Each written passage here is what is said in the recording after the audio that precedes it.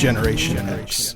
In general terms, those born between 1965 and 1980. Latchkey kids. Independent. Existentialism. Modern philosophy focusing on personal experience, human ability, and responsibility in an otherwise meaningless universe. We're the cause. This is the effect. We're the Gen-X-istentialists.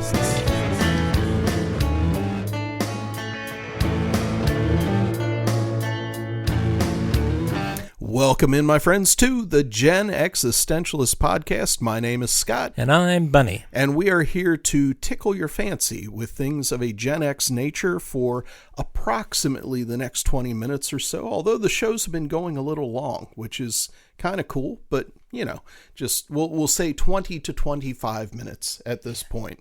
So how you doing today, Bunny? Pretty good. How are you? I'm hanging in there. And instead of jumping right into Mega Wheel, I want to bring up a topic, and this came up a couple nights ago after dinner with my wife. Tracy was expounding on some things as we drove home from a restaurant, and it kind of started with Cookie Monster.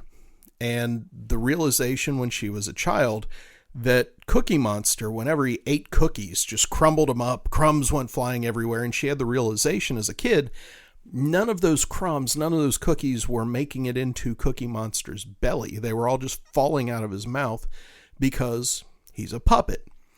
And shortly thereafter, it was as much as she wanted and dreamed of someday living on Sesame Street, that Sesame Street wasn't real, that it wasn't someplace you could actually get to. And toward the end of this conversation, in my typical sardonic way, I made the statement, and this is a quote, because I posted it on Facebook. If you're friends of mine, you probably saw it. I said, childhoods are made up of lies and sadness. Now, admittedly, that was probably more cynical of a response than was necessary, but I was doing it for fun, too. It was meant to make us laugh, and it did. We laughed uproariously about it, and that's why I posted it. But I figured it'd be a good topic for us to touch on because we've talked about our childhoods a lot on this show, but I knew that you, Bunny, would have a somewhat different twist on it. So what are your thoughts on that? Well, the first thought is that there is an actual Sesame Street in New York City. You just have to look it up. It's incredibly tiny, and it's right next to the coast. So, and it's probably not in a great section of town either. Sesame Street, in the middle of Hell's Kitchen. I'm pretty sure it's in Manhattan somewhere. Okay. All right, but I could be wrong. You New York files out there can correct me on that. No, I think that is a very cynical take. I think it's patently false. I mean, yes, childhood is built on fantasy, and that fantasy is used for inspiration. It's not meant to be real. You know, as much as I wanted to live in the neighborhood of make-believe and marry Lady Eberlin, yes. You know, as a child, that obviously I knew in my heart of hearts that was nothing but a fantasy. So you're saying my take of lies and sadness was a bit harsh? I think it was. I mean, we were just discussing earlier about things like Santa Claus or Easter Bunny or Tooth Fairy and all that jazz, and most of that, people stopped believing in that somewhere between 6 to 8 years old. You know, and in that range, maybe a little earlier, maybe a little later, you know, but those things are meant as like signal fires for when you're an adult so that you can head towards something better. Part of the morality play of childhood. Yeah, Sesame Street is an ideal, you know. Right. Santa Claus is an ideal.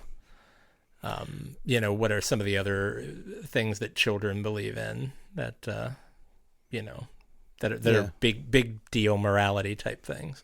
That you might one day be a princess or an astronaut. Well, that's just goofiness. Yeah. And you might. Yeah, there's a slight chance. Yeah, my take with the lies and sadness, again, was being hyperbolic for the sake of comedy, as I often try to do. And it did make us laugh, but it was also there. Any good laugh, any good joke has that kernel of truth.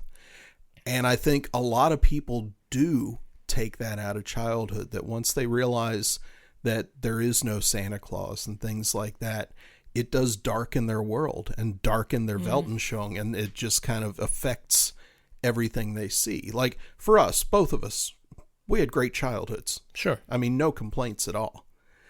But I can look back and see those things and go, you know, if I was a little bit different person, that realization would have affected me a lot harsher.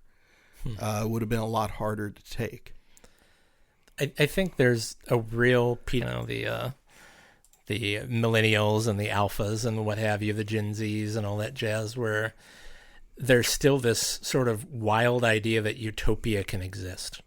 Yeah. We're all going to have peace on earth if we didn't have capitalism. We're all going to have, unlimited manna from heaven if we just got rid of the Kremlin, or something. I don't know, these whatever you're against or for.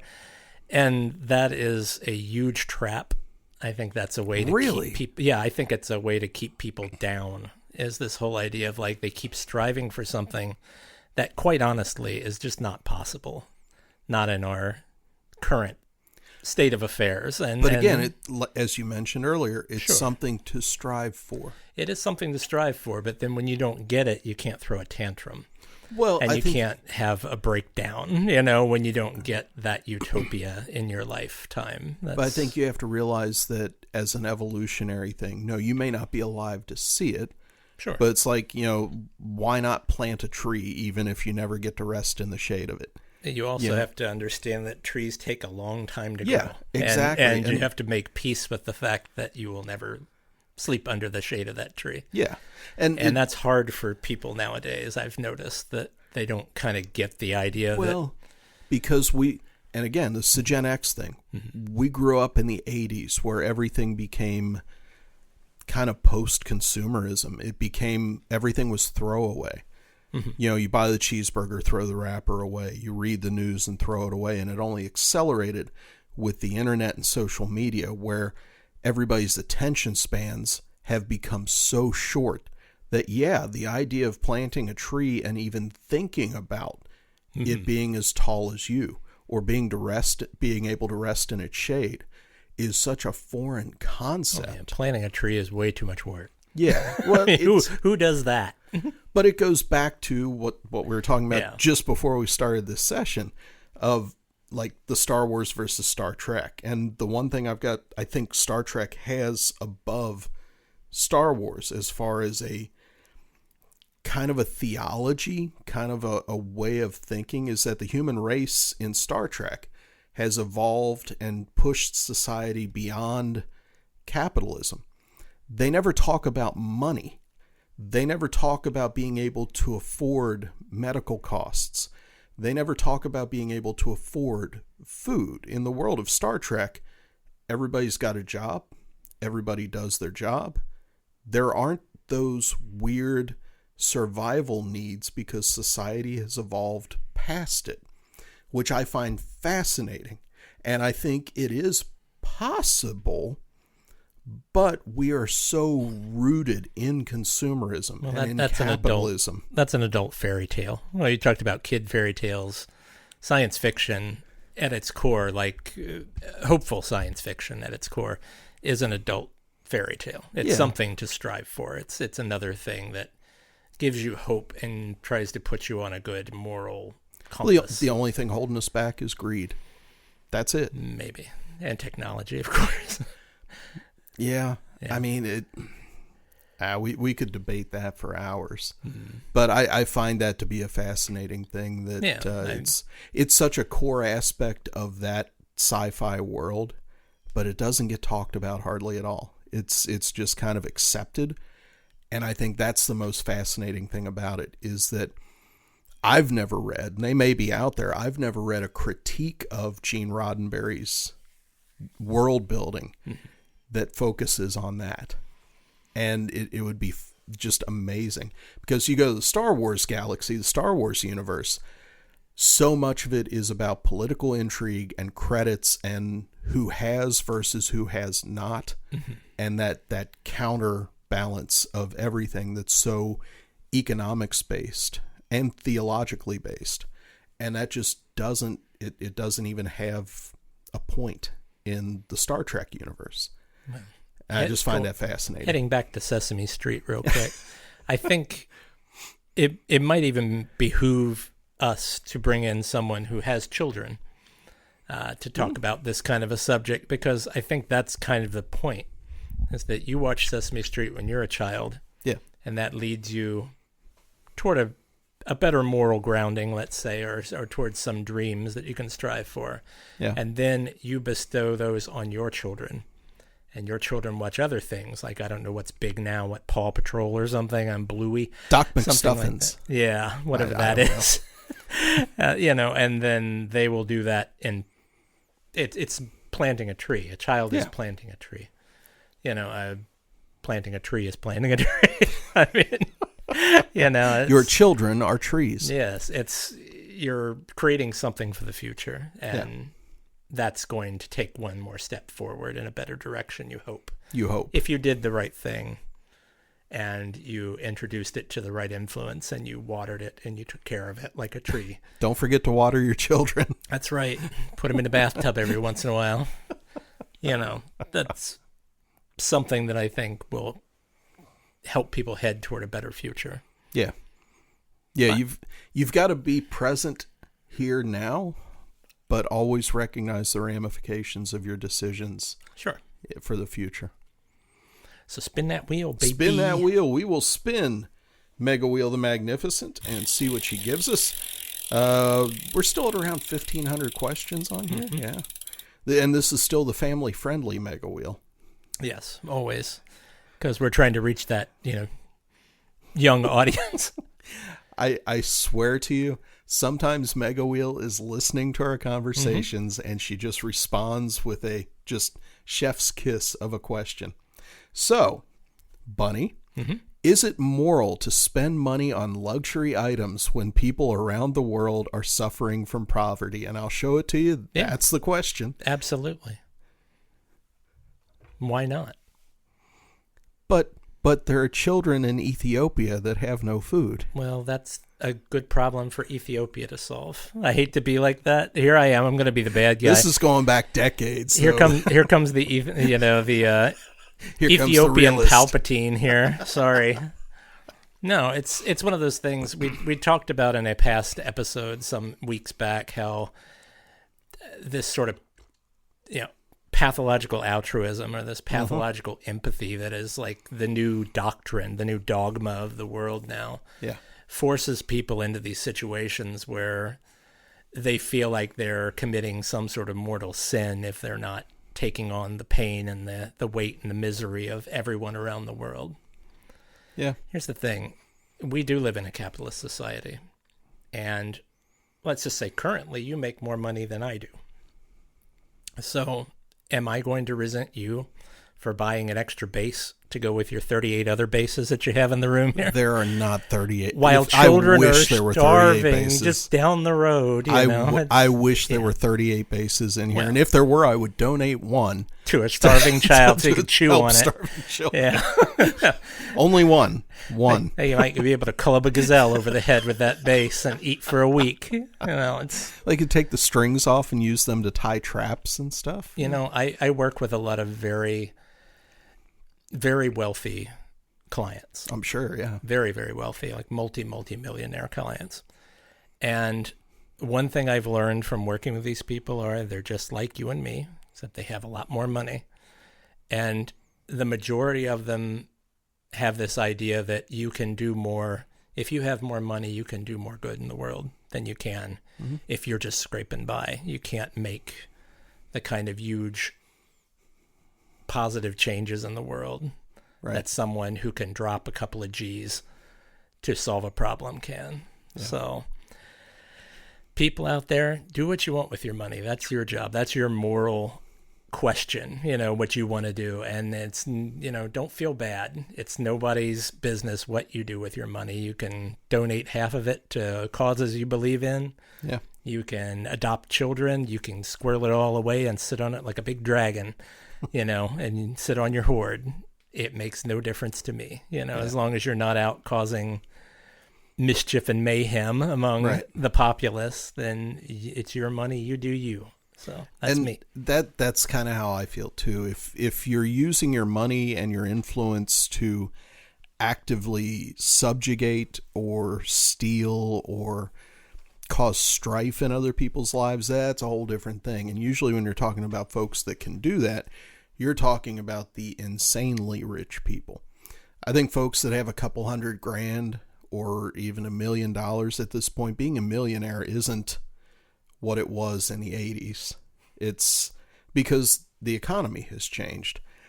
I don't have a moral problem with anybody spending money on quote unquote luxury items. If you've earned your money, do what you will. You know, it's your free will.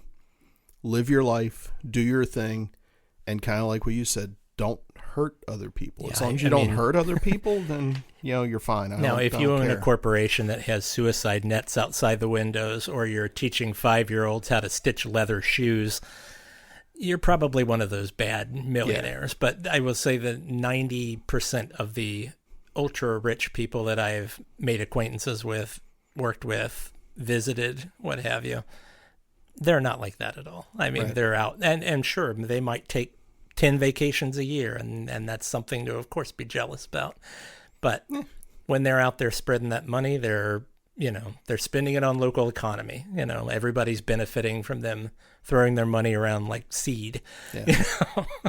But there are some nasty rich people out there who are participating in slave labor, who are a lot participating in the drug trade. A lot of the disillusionment comes from the fact that everybody realized by like 1992 that everything you'd been told or thought about quote unquote trickle down economics was utter bullshit. That all it does is send wealth up, and there are a lot of corporations, companies, what have you, that when that wealth goes up, it doesn't end up in the hands of employees or better products. It just gets squirreled away, which again, that's their choice. But the whole concept of less taxes for the wealthy so it creates jobs and blah, blah, blah was like, no, it never worked. It never worked. Pragmatically, that never happened. So I think that's where the disillusionment comes in, at least for somebody like me, having lived through that 80s stuff where you heard all that and then it just never happened. Sure. Ever over the course of decades. I think something that people need to realize about this country as well, I know everybody's crapping on capitalism nowadays, but to be perfectly honest, what we consider poor people in this country live like kings compared to poor people in other countries around the world currently today. There is still currently slavery in a number of countries going on today, active slave trades and slavery. Most of your clothing you're wearing right now probably came from basically sweatshops. Well, yeah. I mean, those things are happening somewhere in this world. Mm-hmm.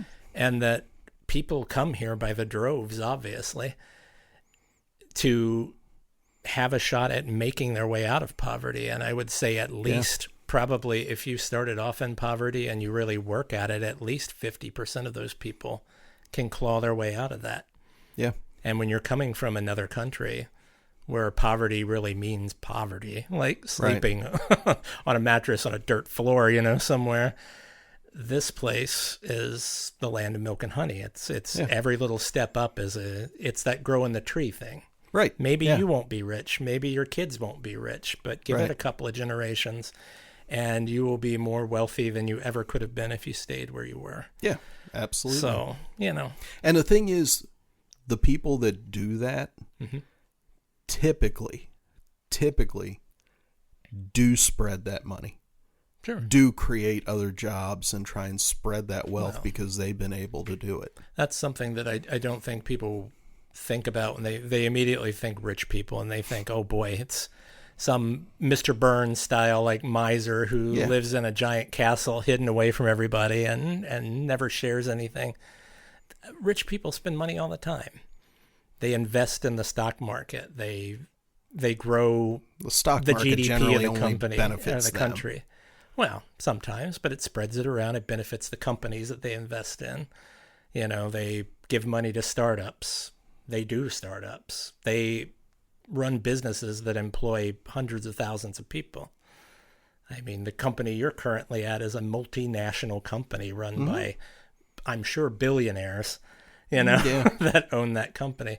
And look at how many employees they employ. Sure. Just in this little area in Podunk, Kentucky, when they live in a castle in France, probably somewhere, I have no idea. Some mansion on the Riviera somewhere, It's So stuff, I know it's not trickle down because it doesn't show up in your bank account. Like it doesn't, rich guys aren't doing a Rockefeller or something, throwing money out of Zeppelins, showering the world with gold coins and pennies. But, stuff does trickle around, maybe not down, but around. And I think everybody's standard of living benefits from that. If the things that we were promised in the 80s by Reagan, who was a puppet, he was an actor. We get that, had actually come to pass by the mid-90s, at least in this country, in the U.S., poverty could have been eradicated. But we started shipping manufacturing jobs overseas. We started, and that was by design, by those people in that government. It was a monetary thing. Yeah, free it trade was better isn't quite for free them trade. to do that. And so now you've got this idiot in the White House that's putting tariffs on things because, we should be making it here. All those industries are gone. So much of the stuff that has tariffs on it now, you literally can't make here because all that manufacturing was sent overseas. And it's like the snake eating its tail. And it bugs me. Okay. I was going to say, you have to light a candle, though. You can't just, when did we as a people, and I mean everybody around the world, not just the United States, when did we the people just get to a point where we were just kind of like, yep, that's just the way it is. I guess we'll just have to live with the new normal. We'll just have to keep grinding on. Oh, we lost some more stuff. Oh, I guess we'll just have to live a little less nice than we used to. Oh, blah, blah. The generations behind Generation X. Well, that's... Not to make it a generational argument, but... But it's like, when do you break that cycle? When do you just say, all right, we're going to break the toy and start all over again? It will never be a grand design. It will be small companies, small manufacturers that decide, you know what? We're going to do it here. It's going to be small. We're going to build it here and do our small part. Mm-hmm. And as long there as are government some will allow you to, with all the regulations and the blah, blah, blahs. What kind of regulations? There's all sorts of environmental regulations. Why do you think everybody moves their companies to Mexico and China? Because they don't have those. I mean, they can make a lot more money polluting some other foreign country. So you're saying we'd rather go ahead and poison the environment and let the river in Cleveland catch fire every couple years because we're dumping shit into it? No, I'm not saying that. That's the NIMBYism. That's the not in my backyard. That's what NIMBY means. That's the not in my backyard mentality. I mean, there's ways you can change things, but you have to start small and you have to build it back up. You can't just put it in somebody else's backyard and be like, oh, it's okay when it happens in Mexico. That's why I said start small and build it back up. Exactly. And it's easy to do by following EPA, by following OSHA regulations. Uh-oh, here we go. Well, I mean, you mentioned EPA. OSHA is right there next to it. If you're saying fuck the EPA, then you're saying fuck OSHA too. Fuck worker safety. We're just going to build things here. I never said that. But you were implying it. Oh, was that what I was doing? Okay. Well, it sounded like it. What did you mean by your reference to EPA regulations then? No, I mean, I think the government makes things a little tough for the small guys. Owning a small business and knowing a lot of small business people, I can say it's very tough running a small business in the United States right now. Absolutely. Because there are lots of taxes and there are lots of things you have to jump through. And that's mostly from the tax point of view. Yeah. Yeah. That's what I mean. Complying with environmental and labor regulations is actually pretty easy. Yeah. And each of those agencies has free services. If you've got a question, you call and ask. It's easy enough. You don't have to get a lawyer involved. You call them up and say, hey, if I do this, is that okay? Mm-hmm. simple. But the taxes, yeah, absolutely. That's what I mean. We need to build some stuff up again. Yeah, why is it only the major corporations that get tax incentives to start a business and get land to put a factory in? Why not the small company? I mean, speaking as a very, very small business myself, because people are like, well, you should hire people to help you out with some of your stuff. Then you can grow. I can't afford that. Music effects manufacturers, like I think the one's called Native Audio, Keeley Electronics. I've got like 3 Keeley pedals on my bass effects board right now. Built and made in the USA. I mean, are some of the components sourced foreign? Yes, absolutely, because like switches, things like that, you can't problem. Get those from the U.S. Now. That's the problem, is that a lot of the made with the USA just means it's put together in the USA. It's not actually designed, manufactured assembled, from the ground up. So because there are a lot of pieces. I'm thinking of a forklift manufacturer I used to work for. So much of those forklifts is literally built and manufactured in the U.S. And that's fantastic, because I love that concept, that vertical engineering, vertical manufacturing. Like, we make the masts in this building. We make the motors in this building. But there are other components, like little switches, things like that, from a cost-benefit analysis, when you can get that switch for $2 from China versus the $24 it might cost if you put the factory together and made it here, it just doesn't make sense, of course, at all. And there's always going to be that like push and pull, especially for basically components that have built-in obsolescence, because it's mostly the stuff that is going to work for a while and always need to be replaced. The stuff that's going to last, like for a forklift, the masts, stuff like that you will probably, hopefully, never have to replace on the forklift. Yeah, you can do that here. So it's that weird push and pull for anybody that's manufacturing anything. You know, if I wanted to put together a guitar effects company, I would know probably 70% of the components I can do in my factory. I can make the cases. Even the circuit boards, even the boards, I may have to source, just because I don't know that there's a manufacturer in the U.S. that could make them. So, could we have that again, though? I think we could, but it would take a huge groundswell of money up front, because it's not the kind of factory you can just go, we'll take that barn over there and we'll get a couple stamping machines and put it up. It's design. What's important to a country. You know, it's what's important to the people. If it's important to do it here, then we have to take the sacrifice, and we have to take the hurt and the money hit that it's going to take to bring that back. But who is that we? That's everybody. That's everybody. I mean, you're talking about like little transistors and stuff. It's cheaper to do it in China. They're also polluting the hell out of that country to make your little transistors so you can step on it when you play your bass. Are you cool with the idea of people choking on toxic fumes in Africa or China? No. So that your computer runs faster or whatever else? These are the things people don't want to talk about or don't think about, but it's like, that's actually happening. I do. I think about it, and that's why the companies whose equipment that I use has changed pretty radically over the last couple years. Just putting that out there for the audience to think about next time you're concerned about your next component or whatever. And I try to be as responsible as I can be with my bass strings. Do I recycle them? Yeah. I don't just throw them in the garbage. You could strangle people with those. I could. They make a good garrote.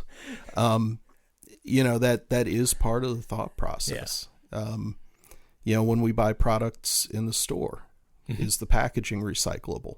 Things like that. Well, it's not just recyclability, but it's realizing that some of the stuff that we do make that we might not really need is being dug out of the ground with bare hands by slave labor in parts of West Africa, or some parts of Asia, or there's, rivers in India and China that are dyed completely garish colors from all the goop that's poured into them, and people are still wading in them, looking for bits of plastic they can sell. It's an interesting thing, and I think that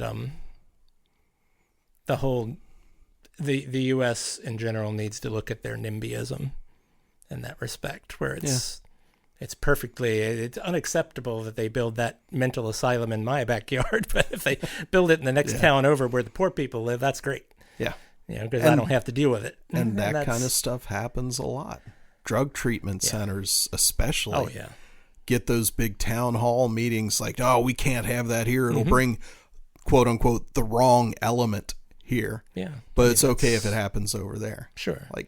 And I think that happens all over the global stage, and that's something that people need to kind of think about. Yeah. And that's why I think bringing manufacturing back to the U.S. where it can be regulated properly, at least in our backyard, is a good thing. I would agree. I am all for them trying to make America manufacture again. Mama. Bring Mama back. Damn it. Not that horrible sitcom. I can see Mama's Family. That was terrible. I can see you on a political platform now. There I am. I just got to get my black cloak like Palpatine. I love this. The Republic. The Republic, yeah. Blah, blah, blah. So, speaking of Mama's Family. do we have to speak of Mama's Family? Vicki Lawrence, hot. Not as Mama. But Vicki Lawrence herself, Vicki Lawrence, yes. Yeah, I and she's would agree. funny, so that gives it an extra plus. Yeah, that's just me. So. I am a thorough Vicki Lawrence, Carol Burnett, Mary Tyler Moore. Oh yeah, absolutely. Yeah, we're going back to our 70s fetish ladies now. The ones. Sorry, we I just grew wanted up to with. turn it around. We were at such a grim dive there. I thought I'd have to have Vicki Lawrence pull us out. Yeah, and we have gone well over our established time limit, so we will draw it to a close. Hopefully what we just talked about made you think a little bit. Hopefully you were yelling at your radio or computer when one of us was talking. Probably me. I'm going to get shot one day when I go out to my car. But leave us your thoughts wherever you're listening to this, on YouTube, on one of the various other platforms upon which we stage this event every week. We would love to hear from you. And until next time, my name is Scott. And I'm Bunny. And we hope you have a good one.